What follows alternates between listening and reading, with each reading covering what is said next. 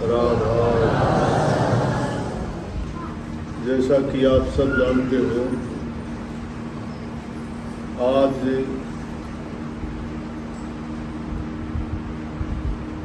योग दिवस के रूप में आज का दिन मनाया जा रहा है। योग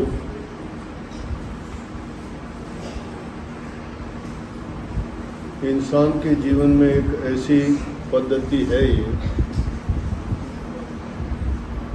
जो हमारे शारीरिक रूप से, मानसिक रूप से और आत्मिक रूप से हर प्रकार से हमें स्वस्थ रखती है।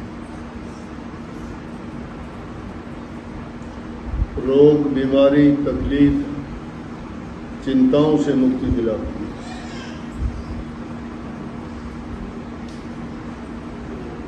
योग के लिए कोई विशेष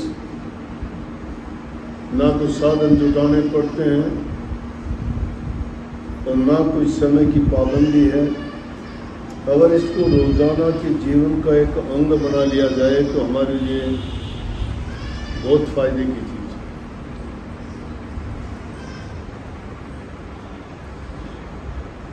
जैसे कि सुबह उठ के रोजाना कुछ समय के लिए जितना सामर्थ्य शरीर के हालात को देखते हुए प्रातःकाल सैर के लिए लंबा जाना, बाहर खुली हवा में जाके कुछ समय के लिए हल्की सी एक्सरसाइज करना जो तुम आराम से कर सकते हो, शरीर के लिए, मन के लिए शांति से उसी जगह पर बैठ के प्रभु में ध्यान लगाओ। अगर आपका इष्ट है, आपका गुरु है, आपने जिससे नाम की दीक्षा ली है, या और कोई क्रिया जो भी आप करते हो, या जो भी आपका कोई साधना का तरीका है, उसको एकाग्रचित होके एकांत में शांति से कुछ समय के लिए बैठते, उससे मानसिक स्थिति शिथिल होती है, सुधरती है और उससे आदमी का विश्वास, आत्मिक बल बढ़ता है। श्वास की क्रिया प्राणायाम के द्वारा कुछ क्रियाएं हैं जिसको कुंभक, पूरक, रेचक के सांस को खींचना, रोकना और फिर छोड़ना,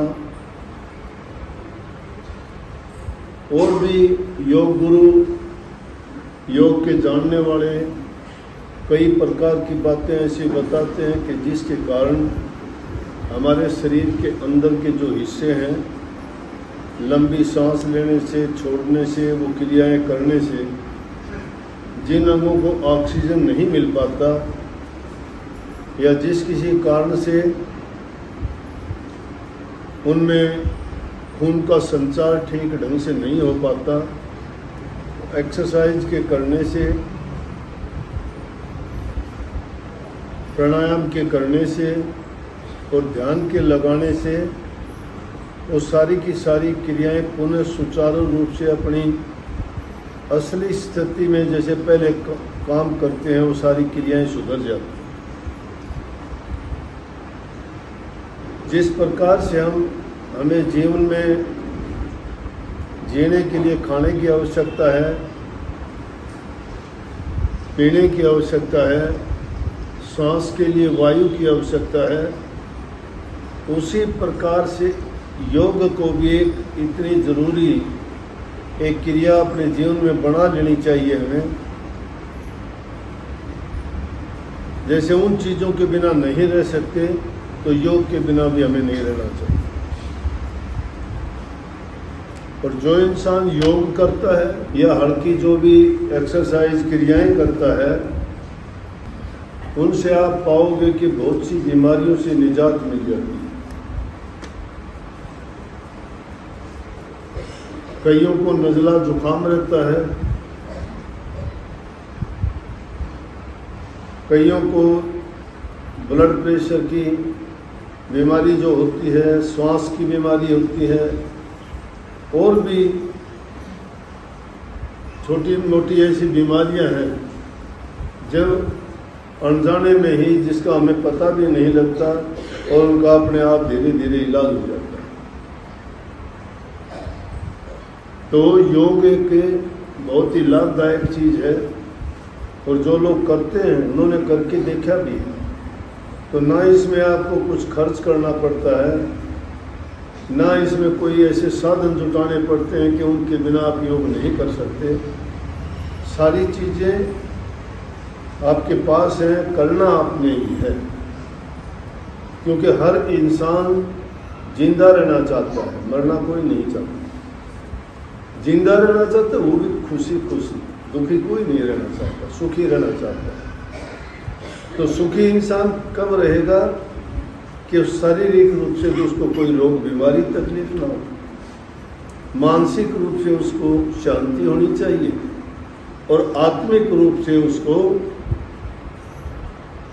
स्थिरता और प्रभु की ओर लगन और प्रेम होना चाहिए। जब इंसान को कोई रोग तकलीफ और बीमारी नहीं है, शरीर में रोग नहीं है, वो आदमी सुखी है। सुखी आदमी है तो उसका मन भी प्रसन्न है, खुश है, शांति है उसके मन में।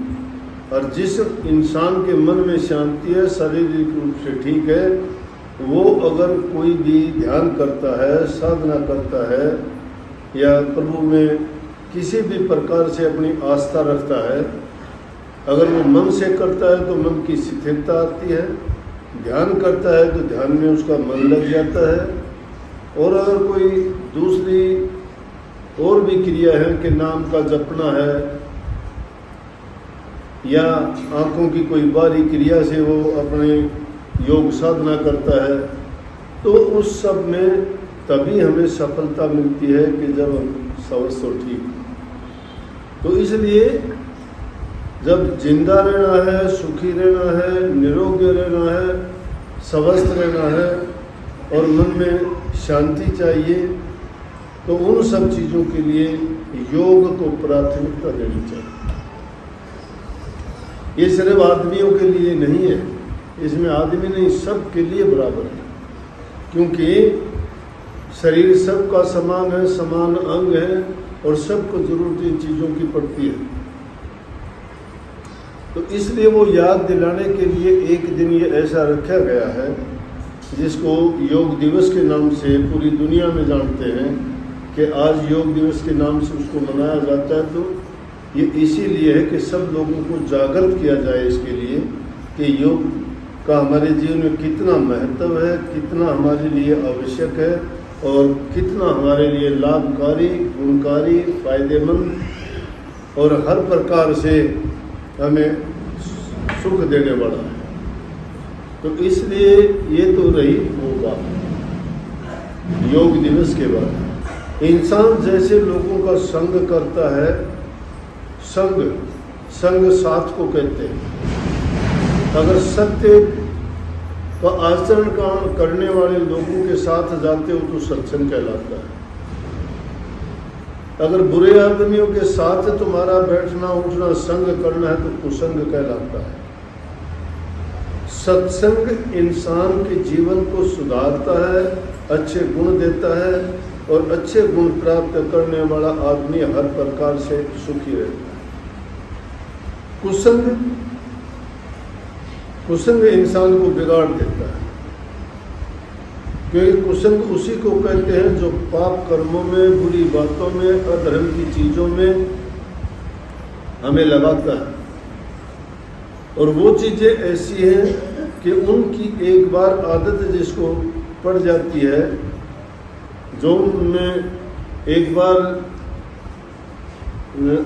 कुसंग में शामिल हो जाता है, तो धीरे धीरे करके आप कोई भी काम करो, संग करोगे तो भी, कुसंग करोगे तो भी आपके जीवन का अंग बन जाता है। फिर उसको छोड़ना बड़ा कठिन होता है। कुसंग को छोड़ना बड़ा कठिन होता है। मान लो कोई आदमी शराब पीता है, कोई और दूसरा नशा करता है, हमने देखा है लोग छटपटाते हैं। एक बार राजस्थान में एक दशा मुक्ति केंद्र में जाने का मौका मिला। नौजवान बच्चे, उनके हालात देखो तो उनको आदत नशा करने की। अब तो टाइम पर अब नशा नहीं मिलता तो इस प्रकार से जैसे मछली को पानी से निकाल देते हैं, इस तरह से तड़पते हैं, हाय मर गए, ये हो गया, जान निकलेगी, हमारा ये होगा, मर जाए तो अच्छा है। वो भागने की कोशिश करते हैं।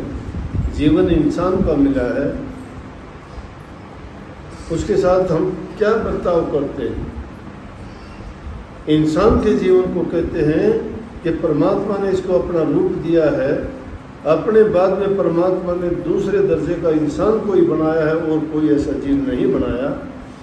और उस को पाके भी हम इतनी गंदी मंदी चीज़ों में फंस के जीवन को जब बर्बाद कर लेते हैं, कुसंग में फंस के। ये चीज़ें कहाँ से मिलती हैं? बुराइयाँ कुसंग से मिलती हैं। संग इंसान को इतना जल्दी नहीं सुधार पाता, कुसंग बहुत जल्दी बिगाड़ देता है। कुसंग बिगाड़ देगा। संग अच्छे से बात के लिए माँ बाप शिक्षा देते हैं, नहीं सुनते।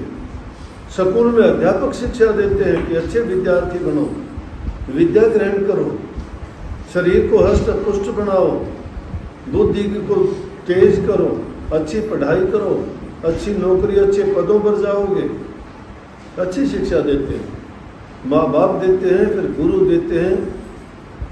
और फिर वहीं भी काम नहीं चलता तो जो भी कोई आदमी, बड़े बुजुर्ग जो भी मिलते हैं, हमें कहते हैं कि भाई अच्छा काम करो, नेक काम करो।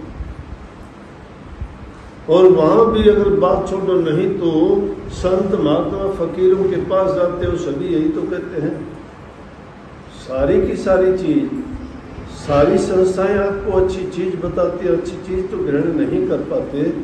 और बुरे आदमी थोड़े दिन के संग से ही अपनी बुराई ऐसी आपको चेत देते हैं जो सुटाने से भी नहीं छूटती, बर्बाद करके रखती है, हर तरह से बर्बाद कर देती है। और जो आदमी जीवन अपना सुधारता है, अच्छे गुण उसमें आते हैं, सुख शांति उसके मन और तन में होती है, इज्जत उसको समाज से मिलती है, माँ बाप का नाम वो रोशन करता है, खानदान का नाम उससे रोशन होता है, सुखी वो रहता है, बड़ाई दूसरे लोग उसकी करते हैं, फिर भी उन चीज़ों को क्यों छोड़ते हैं? इसलिए संतों ने फरमाया कि भाई सत्संग करो रे बनाई, सत्संग करो।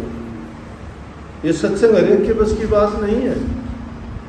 सत्संग में तो ठग, डाकू, चोर, लुटेरे सभी आते हैं, सब आते हैं, कोई मना थोड़ा करता है। सुधार के लिए सबको निमंत्रण है कि आइए, हम वो बात आपको बताएंगे जिससे तुम्हारा जीवन सुधरे। लेकिन दोस्त आदमी नहीं सुधर, वो सत्संग में आके भी बिगड़ जाते, क्योंकि उनकी मनोभावना नहीं सुधरती, उनके विचार अच्छे नहीं हैं, वो अपने कल्याण और हित के लिए नहीं आए, वो अपने स्वार्थ के लिए आए। जो लोग स्वार्थ को लेके आते हैं, स्वार्थ को आगे रखते हैं, वो इंसान नहीं सुधर सकता। और जो निस्वार्थ होके आता है, स्वार्थ नहीं, अपने कल्याण के लिए आता है। अरे स्वार्थ तो दुनिया में बहुत पूरे होंगे, दुनियादारी का लंबा चौड़ा काम है, कहीं भी जाओ स्वार्थ वहाँ पूरे कर दो। संतों के पास जो तुम्हारा स्वार्थ है परमार्थ होता है, पर हित और पर उपकार के कारण सत्संग और संत सदगुरु प्रकट होते हैं। और अपना हित जो नहीं करवा सकता, फिर उसका कौन इलाज करेगा और उनको कैसे सुख मिलेगा? सत्संग में आते हो, सत्संग के लिए आया करो ना। सत्संग के लिए कैसे? हम आते हैं सत्संग देखने के लिए, आगे देखते हैं, वो भी था सत्संग में, वो भी था सत्संग में, हमने देखा। कईयों को देख के हैरानी भी होती है, अरे ये तो वो आदमी था, ये तो शराबी था, ये तो ठग डाकू था, अब ये सत्संग में आने लग गया। हैरान होते हैं। कोई आदमी उसको कहता है अरे तू कैसे आ गया? लेकिन नेक इंसान से वो मिलेगा तो नेक इंसान का अरे भाई तूने बहुत अच्छा किया, देखो तेरा वो क्या जीवन था, आप देख इतनी अच्छी जगह आ गया, धन्य है तुम्हें, मैंने छोड़ दी वो आदत। एक इंसान है, उस बुरे को भी उस बुराई से निकालने के लिए अच्छी बातें और अच्छी प्रेरणा देता है। एक वो इंसान है कि किसी सुधरे हुए को उल्टा फिर धकेलने के लिए उसको गलत रास्ता दिखाता है। सत्संग को समझने की जरूरत है। अब क्या सारे सत्संग में आगे एक वो भाई पीछे बैठा चश्मे लगाया से नया आया दिखे, कभी वो उधर देखता है कभी उधर देखता है, उसका मन नहीं ठीक रहा है, उसको पता ही नहीं क्या हो रहा है। तो यूं देखने के लिए मत आया करो कि देखिए 100, 50, 200, 500 आदमी बैठे हैं, मैं कुछ बोलने लग रहा हूं, उसको नहीं पता क्या है, वो तो और कुछ देख रहा है जैसे इसकी कोई चीज खूगी। बल्कि संत महात्मा फकीर कहते जय नुगरा सत्संग में आवे, कड़वे कड़वे त्योर लखावे, खोटे मंदे बचन सुनावे, वो रह लड़न ने त्यार नुगरा ना मिलियो पापी मिलो हजार। उनका कोई गुरु पीर होता ही नहीं, उसकी मन की भावना ये नहीं है मैं क्यों आया। इसलिए कहीं सत्संग में आओ, सत्संग करने के लिए आओ, सत्संग बनाओ। सत्संग में बैठ जाना सत्संग नहीं है। सत्संग की बातों को सुन के जीवन को सुधारो। सत्संग इंसान के जीवन को बनाता है कि नहीं बनाता। क्यों संतों ने कह दी कि पहले ये मन काग था करता जीवन घात, अब तो ये हंसा भया चुन चुन मोती खाक।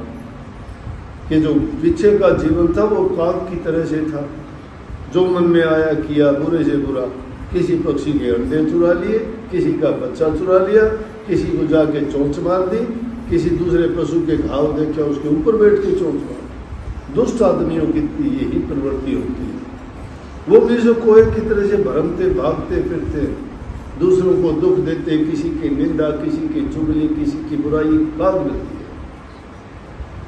तो संतों ने कहा कि पहले ये मन हमारा था, ये काग की भांति था, नहीं रुकता था कहीं, सब की सब बुरी बातों में भागता फिरता।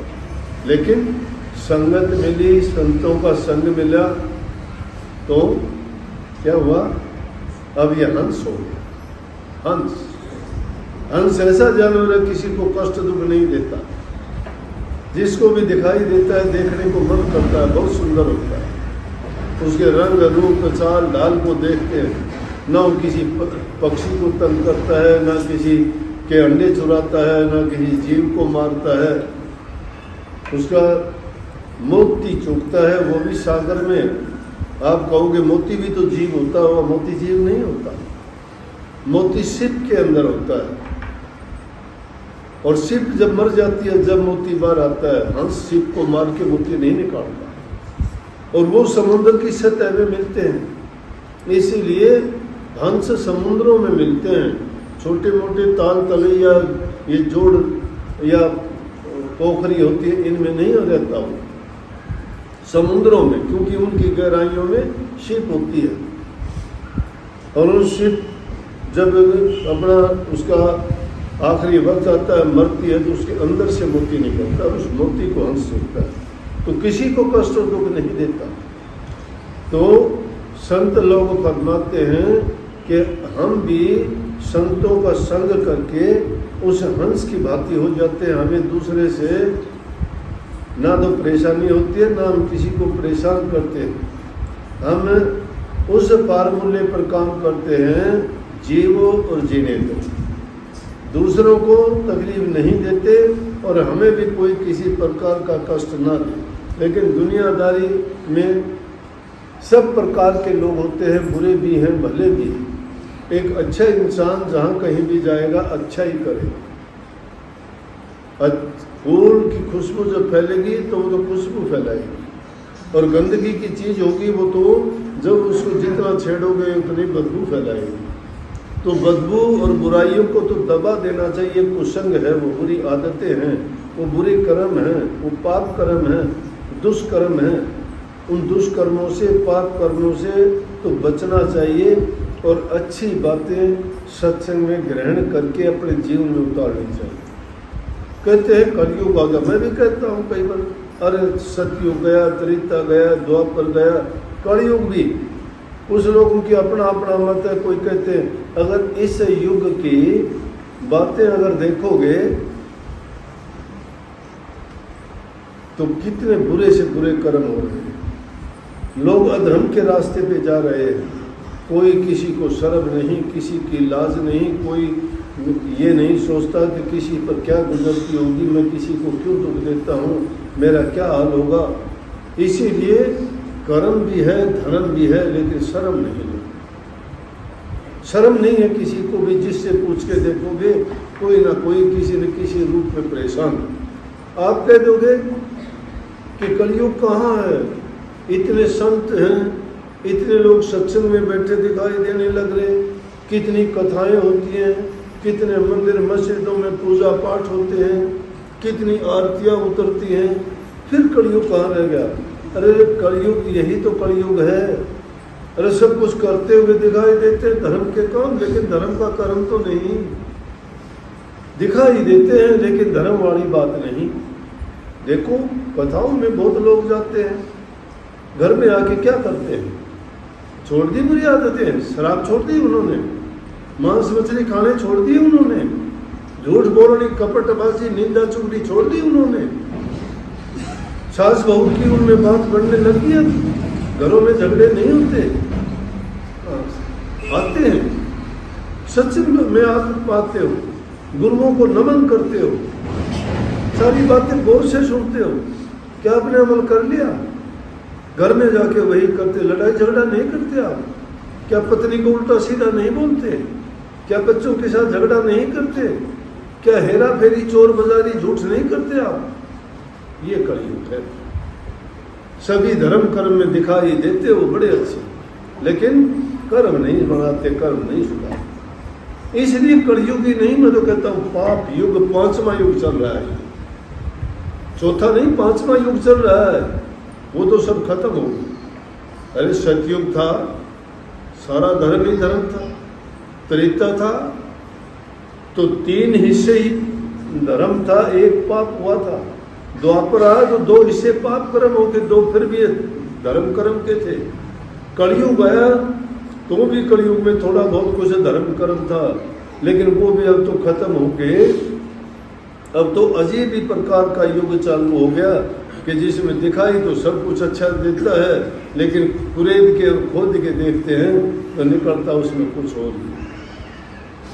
संबल जैसा फूल, संबल के फूल की क्या खूबी है, बाहर से देखोगे बड़ा सुंदर दिखाई देता है, लेकिन जब उसको फाड़ के देखोगे अंदर तो रुई निकलती है और कुछ भी नहीं निकलता उससे। बाहर से देखते हैं बड़ा सुंदर, ये संसार फूल संबल का सुआ देख लुभाया, मारी चोंच रूई निकसाई, सिर धुल के पछताया, सिर्फ पछतावा। इसलिए भाई अच्छी बात है, मैं ये नहीं कहता, सत्संग में आओगे कुछ ना कुछ असर जरूर आएगा,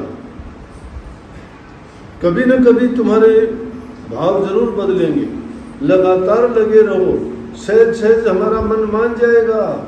ये मन जो है विषयों के पीछे जो पड़ा हुआ है, जो अपना धर्म कर्म को नहीं सुधारना चाहता, लेकिन लगातार कभी ना कभी अब किसी चीज पर बहुत जंग चढ़ा है तो उसको बार बार बार बार बार बार घिसना तो पड़ेगा ना। जब तक जंग नहीं उतर जाता तब तक घिसते रहो। सत्संगों में लगातार आते रहो, कोशिश प्रयास करते रहो। इसीलिए संतन का अभ्यास करो, अभ्यास करो, करत करत अभ्यास के जड़मती होत सुजान, रसरी आवत जात तो सिल पर गिरत निशान। जिस प्रकार के रस्सी के आने जाने से पत्थर की शिला पर भी निशान डाल देती है, उसी प्रकार से अगर हम अभ्यास करेंगे तो क्या होगा कि जब रस्सी पर एक नरम चीज, पत्थर की सख्त चीज पर भी निशान घिस के डाल देती है, तो ये तो बहुत नरम चीज है, दोनों की दोनों, ये मन मान जाएगा, सहज सहज मानेगा। लेकिन संगति संगति सुसंगति पावा, सठ सुधरी।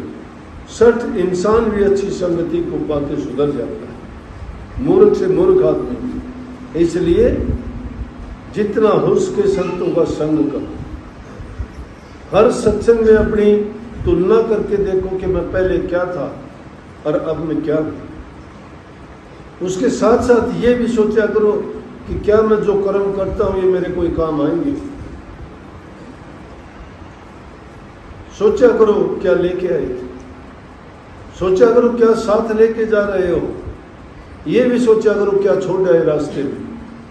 मंजिल पे जाके जब देखोगे हाथ कुछ नहीं मिलेगा। अगर उस मंजिल पर जाके कुछ साथ लेके जाना चाहते हो तो नाम की भक्ति कमाओ। नाम भक्ति गुरु भक्ति के सिवाय कुछ भी नहीं है। गुरु भक्ति क्या है? गुरु के वचन की पालना करना है। गुरु का वचन क्या है कि गुरु जो तुम्हें सुधार की, कल्याण की, हित की और भजन की, ध्यान की जो बातें बताता है उन बातों को अपनाओ। और वो बातें जिंदगी में जब ढालते चले जाओगे, उतारते चले जाओगे, मानते चले जाओगे तो तुम्हारा जीवन पाक साफ और पवित्र हो जाएगा और मालिक के चरणों में आपको जगह मिलेगी, आपको शांति मिलेगी, आपके सारे काम संवरते चले जाएंगे। हम अपने मन के कहे से सब कुछ बनाते हैं, मन के कहे से सब कुछ बिगाड़ते हैं। कोई इंसान दुनिया में बुरा नहीं है, बुराइयां बुरी हैं। उन बुराइयों को जो अपना लेता है वो बुरा है। अच्छाइयाँ बहुत हैं, जो इंसान उन अच्छाइयों को अपना लेता है वो अच्छा है। एक अच्छा इंसान बुराइयों को अपना लेगा बुरा हो जाएगा, एक बुरा इंसान अच्छाइयों को अपना लेगा तो अच्छा हो जाएगा, बुरा नहीं रहेगा। इसलिए बुराइयां त्यागते रहो, अच्छाइयों को अपनाते रहो। सब बहुत बहुत आपको योग दिवस पर सबको आशीर्वाद, मालिक आपको सद्बुद्धि दे, अच्छा करने की आप में शक्ति दे। आप भक्ति में अपने मन को लगाओ और बुरे कर्मों से बच जाओ। आशीर्वाद राधा।